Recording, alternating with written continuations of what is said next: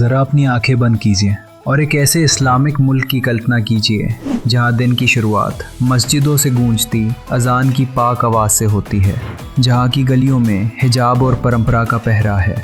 लेकिन रुकिए, जैसे ही सूरज ढलता है ये तस्वीर पूरी तरह बदल जाती है। क्या आप यकीन करेंगे अगर मैं कहूँ कि इसी देश में शराब ना सिर्फ मिलती है बल्कि यहाँ का नेशनल ड्रिंक है। और सबसे बड़ा झटका, ये अरब दुनिया का वो इकलौता देश है जहाँ वेश्यावृत्ति ना सिर्फ होती है बल्कि उसे सरकार खुद लीगल मानती है और लाइसेंस देती है।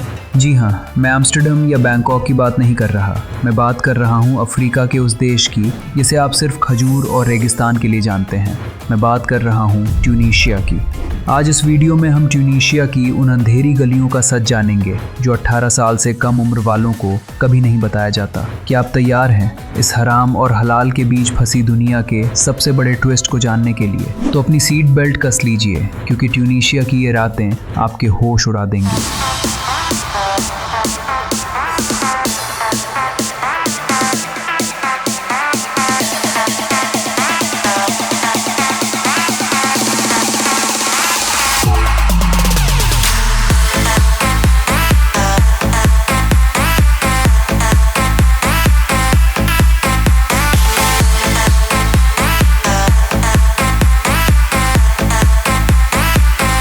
दोस्तों, जब हम मुस्लिम देश सुनते हैं तो हमारे दिमाग में सख्त कानून और पाबंदियों की तस्वीर आती है ना?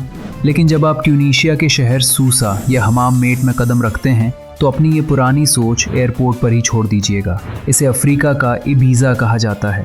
यहाँ के नाइट क्लब्स, बीच पार्टीज़ और वहाँ का माहौल देखकर आपको लगेगा ही नहीं कि आप किसी अरब देश में हैं। यहाँ लड़के हों या लड़कियाँ, सब आपको बेधड़क झूमते हुए मिलेंगे। लेकिन यहाँ एक बहुत बड़ा ट्विस्ट है। ये जो आज़ादी आपको दिखती है ये सिर्फ एक पहलू है। यहाँ की पुलिस दिन में जितनी सख्त होती है, रात में उतनी ही अलग। यहाँ शराब पीना लीगल है, यहाँ तक कि इनकी अपनी लोकल शराब है जिसे ये बौखा कहते हैं, जो अंजीर से बनती है। सोचिए, एक ऐसा देश जिसके संविधान में इस्लाम है, वहाँ लोग अंजीर की शराब के साथ अपनी शामें रंगीन कर रहे हैं। ये है ट्यूनीशिया का पहला विरोधाभास, जहाँ धर्म और मॉडर्न लाइफस्टाइल एक अजीब सी रस्साकशी में उलझे हुए हैं। चलिए अब चलते हैं ट्यूनीशिया की राजधानी ट्यूनिस की पुरानी गलियों में, जिसे मदीना कहा जाता है। ये जगह यूनेस्को वर्ल्ड हेरिटेज है और बेहद पवित्र मानी जाती है। लेकिन इसी पवित्रता के बीचों बीच एक ऐसी गली है जिसका नाम लोग दबी जुबान में लेते हैं, अब्दुल्लाह गुएच। दिल थाम कर बैठिए, क्योंकि अब मैं जो बताने जा रहा हूँ वो आपको चौंका देगा। एक मस्जिद से महज कुछ ही कदमों की दूरी पर ट्यूनीशिया का सबसे पुराना रेड लाइट डिस्ट्रिक्ट मौजूद है। और सबसे बड़ा ट्विस्ट ये है कि ये जगह पूरी तरह लीगल है। पूरे अरब जगत में ट्यूनीशिया अकेला ऐसा देश है जहाँ कोठों को सरकार मेज़ों क्लोज कहती है। यहाँ काम करने वाली सेक्स वर्कर्स का बाकायदा पुलिस में रजिस्ट्रेशन होता है, इनका मेडिकल चेकअप होता है, ये सरकार को टैक्स भरती है और इनके पास सरकारी आईडी कार्ड होता है। सोचिए, एक तरफ शरिया कानून की बातें और दूसरी तरफ ये सरकारी मुहर। लेकिन दोस्तों, कहानी यहीं ख़त्म नहीं होती। असली खेल तो समाज का है। जो लोग दिन के उजाले में इसे गलत और गुनाह कहते हैं, वही लोग रात के अंधेरे में इन गलियों के सबसे बड़े ग्राहक होते हैं। ये ट्यूनीशिया का वो ओपन सीक्रेट है जिसे हर कोई जानता है पर मानता कोई नहीं। तो अब आप सोच रहे होंगे, वाह, मतलब ट्यूनीशिया में तो फुल आज़ादी है, सब कुछ चलता है।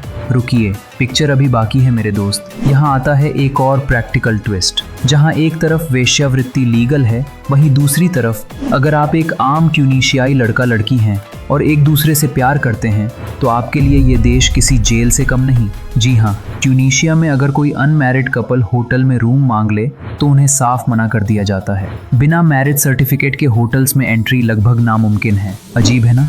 पैसे देकर जिस्म खरीदना कानूनी है, लेकिन अपनी मर्जी से प्यार जताना या लिव इन में रहना मुश्किल है। यही वजह है कि यहाँ के यंगस्टर्स के लिए कार की पिछली सीट, सुनसान बीच या प्राइवेट अपार्टमेंट्स ही एकमात्र सहारा बनते हैं। यहाँ के युवा एक दोहरी जिंदगी जी रहे हैं। एक तरफ वो इंटरनेट पर वेस्टर्न कल्चर देखते हैं और दूसरी तरफ अपने ही समाज की पुरानी बेड़ियों में जकड़े हुए हैं। तो दोस्तों, ट्यूनीशिया सिर्फ रेगिस्तान और ऊँटों का देश नहीं है, ये एक ऐसा देश है जो अपनी पहचान ढूंढ रहा है। एक तरफ यूरोप की खुली हवा है तो दूसरी तरफ अरब की पुरानी रिवायतें। यहाँ की रातें रंगीन ज़रूर हैं, लेकिन उन रंगों के पीछे कई राज और कई मजबूरियाँ दफन हैं। हमने कोशिश की आपको इस देश का वो चेहरा दिखाने की जो अक्सर खूबसूरत ब्लॉग्स के पीछे छिप जाता है। हमारा मकसद किसी को जज करना नहीं, बस आपको दुनिया की हकीकत से रूबरू कराना था। अगर आपको ट्यूनीशिया की ये अनफिल्टर्ड कहानी पसंद आई और आप चाहते हैं कि हम दुनिया के और भी देशों के ऐसे ही सीक्रेट्स और ट्विस्ट्स